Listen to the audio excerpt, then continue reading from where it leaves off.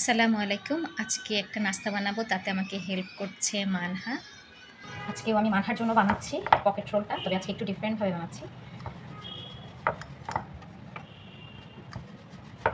আগে কেটে নিয়েছি, তারপর বেলে নিচ্ছি, এতে আমার মনে হয় যে ইজি ফ্ল্যাট করাটা। দেন এই হচ্ছে আমার আজকের পুর, আজকের পার্টিতে নিয়ে এটা দিয়ে দিচ্ছি মিডেলে, একটু পানি দিয়ে দিচ্ছি চারপাশে যাতে বাইন্ডিং করতে আমার সুবিধা হয়। এই দেন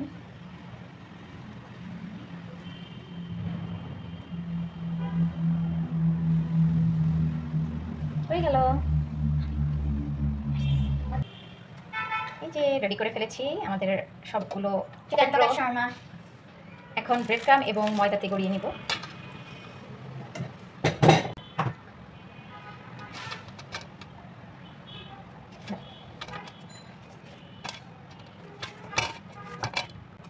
সব জায়গায় ভালো করে ব্রেড ক্রাম লাগাবো। এই যে ফাঁকা ফাঁকা, হ্যাঁ এইভাবে এইভাবে। গুড। তাড়াতাড়ি করো, সব জায়গায় দিতে হবে। হয়েছে, হবে হবে। আস্তে করে ছাড়ো, ব্রেড ক্রাম যেগুলো আছে সেগুলো আস্তে আস্তে ছাড়ো, এভাবে করে ছাড়ো, দেখো যেগুলো আছে সেগুলো পড়ে যাবে। হ্যাঁ, ওখানে রেখে দাও। এখানে? হ্যাঁ, দাও। এইভাবে দিলে সব হাতের মধ্যে লাগে না।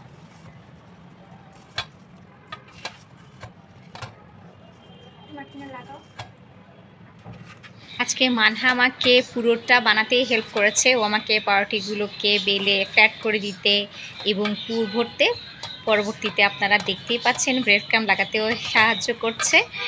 ও আজকে আমাকে পুরোটাই হেল্প করেছে, তাই মানহাকে অসংখ্য ধন্যবাদ। আজকেও একটু ফ্রি ছিল, ভালো লাগছিল না, আর সেজন্য আজকে আমার সাথে রান্নাঘরে গিয়েছে।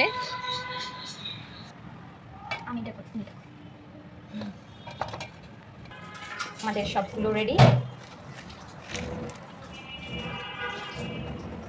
এরপর চিকেন পকেট শর্মাগুলোকে আমি ডুবো তেলে ভেজে উঠিয়ে নিচ্ছি।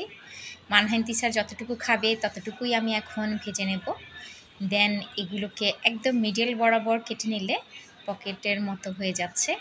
কেউ যদি লেটুস পাতা এনে থাকে সেটা দিয়ে সুন্দর করে ঢুকিয়ে দিলে একটা ডেকোরেশন হয়ে যাবে এবং খেতেও অনেক বেশি মজা লাগবে। আর বাসায় এটা তৈরি করতে পারেন, খেতে অনেক মজা। আজকের মতো আল্লাহ হাফেজ।